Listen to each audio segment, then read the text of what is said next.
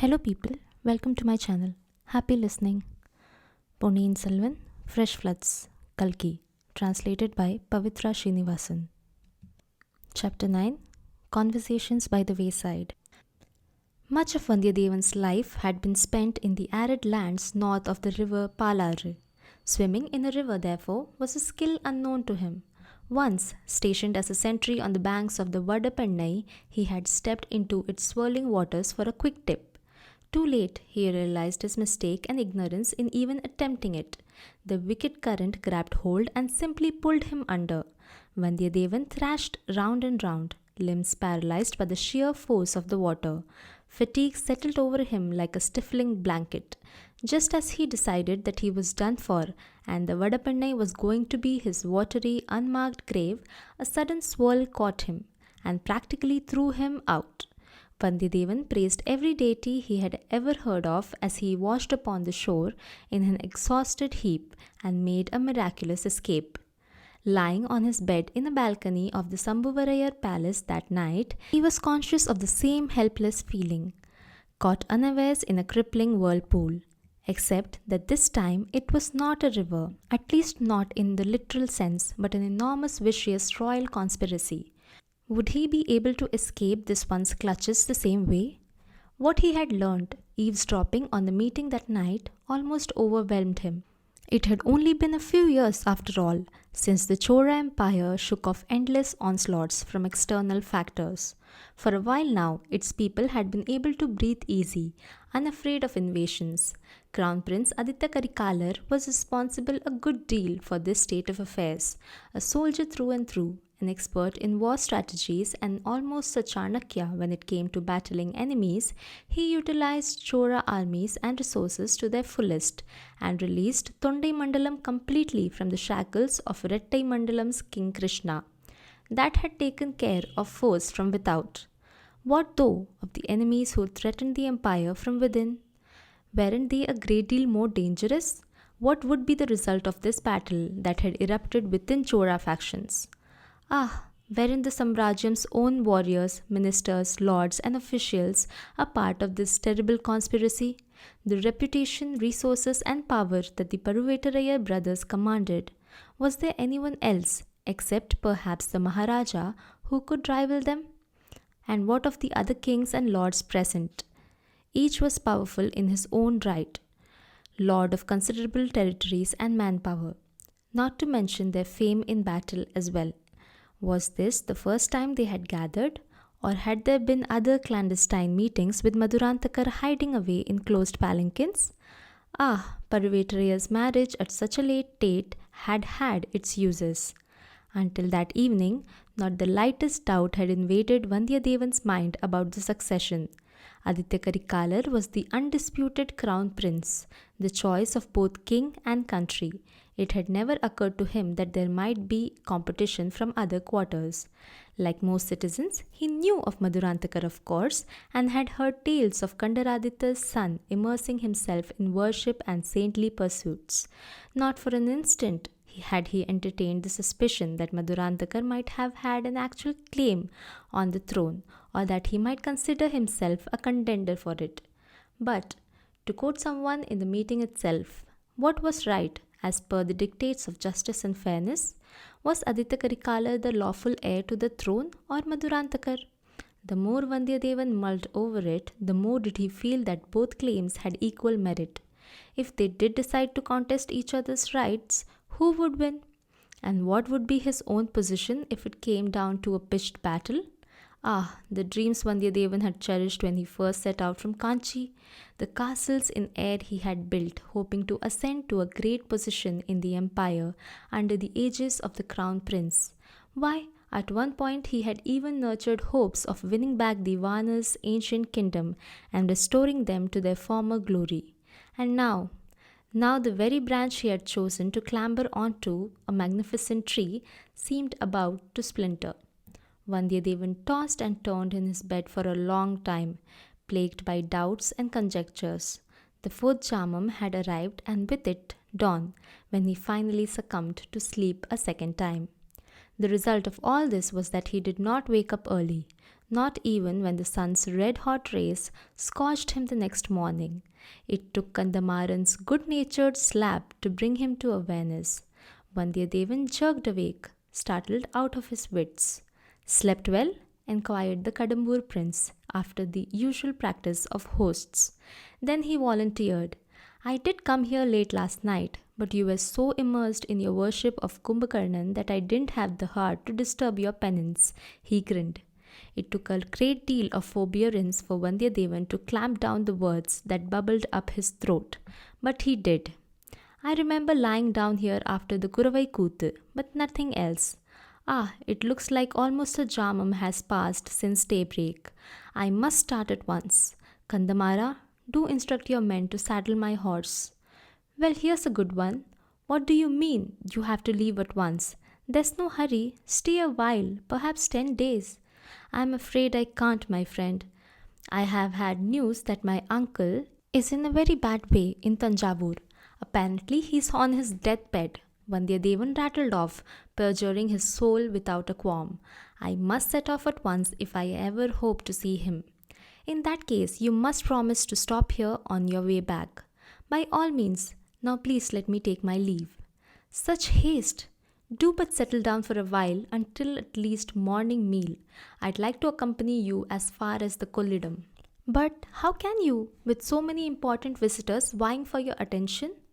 "No one here is more important to me than you." Kandamaran bit his lip and paused. "It's true that we are entertaining esteemed guests at the moment, but they have my father to play host and the palace officials besides. I couldn't talk to you for even a while last night. I was hoping we might on our way to Kollidam. I shan't rest until we do, and I am coming with you, no matter what." "I have no objection in that case," Vandiyadevan acquiesced. "Do as you please." A narigai later saw the two friends canter off on their horses from Sambhuvarayar's palace. Their pace was slow, the morning mellow and peaceful. So engrossed were the young men in reminiscing their past that neither paid any attention to the rustling west wind, showering them with clouds of dust. "I may have stayed at your palace just for a night, Kandamara, but it's done me a world of good," Vandiyadevan remarked casually. After a while, "I am a little disappointed about just one thing though. All those endless descriptions you gave of your sister's remarkable beauty on the banks of Vadapennai, and I could barely catch a glimpse of her last evening. All I could see when she peeped from behind her mother was an eighth of her face. My friend, I am frustrated. Tamil girls ought to behave with decorum and a proper degree of bashfulness, but your sister has a little too much of them, I'll tell you." Kandamaran's lips trembled with the urge to speak, but not a word came out. "Never mind though," Vandiyadevan prattled on. "You invited me to stay for a few days on my journey back home after all. Be sure that I'll take every opportunity to remedy these shy silences. Your sister wouldn't think of hiding behind her mother's back when she's known me for a while, would she? By the way, what did you say her name was?" "Manimegalai." "Ah, a truly sweet name. Now, if she were only as pretty and good-humoured as her name suggests." Kandamaran cut in at this point. "My friend, I beg of you, forget my sister. Forget what I said about her as well. Don't ever bring her up again." "Good God, this is a turnaround. What on earth happened to last evening's speeches about offering me a son-in-law's welcome?" "I don't deny that I said a great many things, but do ignore them for my sake. Things have changed. My parents have decided to give her in marriage to someone else. Manimegalai has accepted as well." "Well done, my girl," mused Vandiyadevan. It did not seem difficult either to guess the identity of the probable groom. Who else but the royal Madurantakar, occupant of a closed palanquin, would do for them? It was obvious that they were garnering as many profitable alliances as they could for the prince. "Ha! Paruvettaraya's cunning surpassed all. So you've decided on one of your royal guests as her husband?" "To tell the truth, Kandamara, I am neither disappointed nor surprised. I expected something of the kind." "You did?" Think, my friend, an orphan is hardly the first choice for parents with hopeful daughters. I have neither home nor country. My ancestors may have ruled these parts once, but they have been dust on the ground for years. I am not surprised that no girl wishes me for a husband. Stop, please. If you truly think I and my parents would descend to such lowly conduct, but we wouldn't. And it isn't what you think either. There are reasons for our decision. You'll realize how important they were soon enough. I'm afraid I can't say any more, but I hope to, someday. You're very mysterious all of a sudden, Kandamara. What happened? Forgive me, I know I'm talking in riddles, but it can't be helped. Do believe me when I say that you're as much my friend now as you were before. When it's time, you'll be the first person I shall open my heart to. Trust me to do the right thing until then. Know that I'll never betray you, whatever the cost. I'm happy to hear it, but I fail to see the point of all this talk of betrayal and trust. You do realize that I depend on my own sword and spear for my protection and not others? Soon there will come a time when you'll need to use that very sword and spear in battle, and by God's grace, we will stand shoulder to shoulder on the same side, and who knows, your ambitions might be fulfilled as well. Battle? Do you expect that to be won in the near future?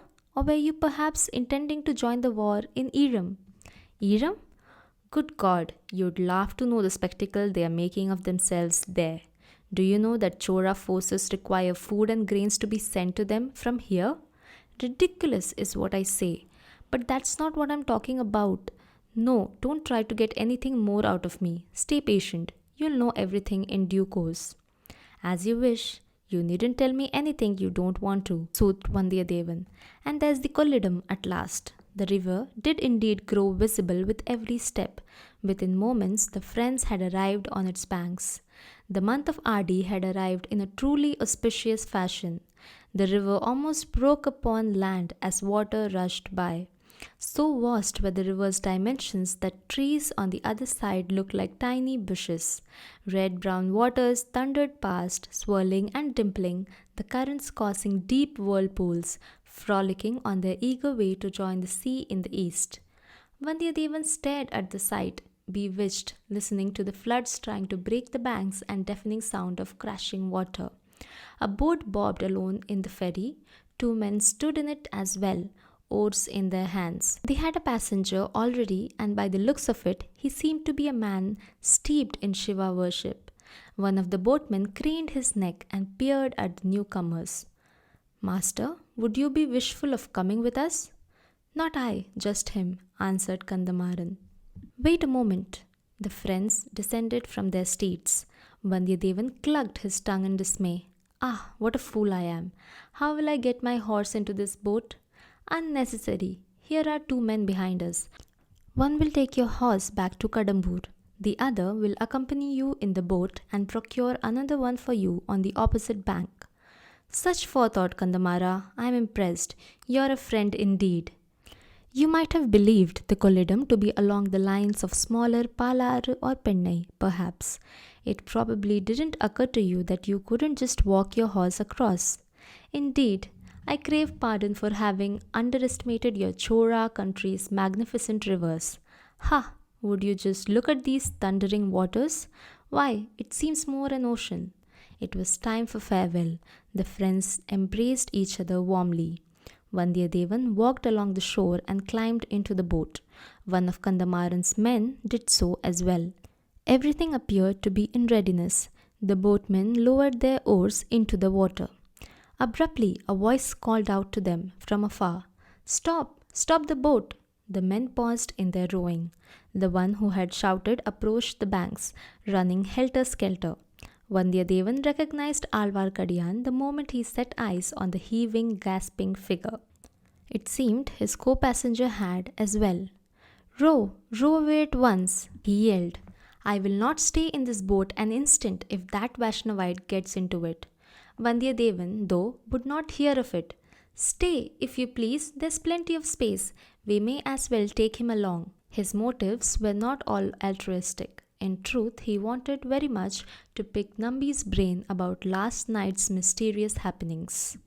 End of chapter. Hidden meanings and explanations. Kumbhakarnan, younger brother of the demon king Ravanan, lord of Lanka. A giant known for his skills as a warrior, he had one great weakness: sleep. It was a Herculean task to wake him up, and he was generally ravenous when he did, but his expertise in war more than made up for every lack. This predilection for sleep was, legend says, the result of a wrongly worded wish, when, after prolonged penance, Brahma offered him a boon. Kumbhakarnan asked for Nidravatvam, sleep, instead of Nirdevatvam, destruction of the Devas. This, it said, was because of the intervention of goddess Saraswati, who scrambled his mind and tongue, it appears. Unlike his many demon contemporaries, Kumbhakarnan seemed to possess a conscience. He actually protested Sita's abduction and advised his brother to restore her to Rama. His loyalty to his brother still won out, though when Ravanan refused, Kumbhakarnan went to war on his behalf and was killed in battle. To this date, anyone with a predilection for sleep is still teased with his name. The end. Thank you for listening, everyone. Please like, share, and subscribe to my channel. Thank you.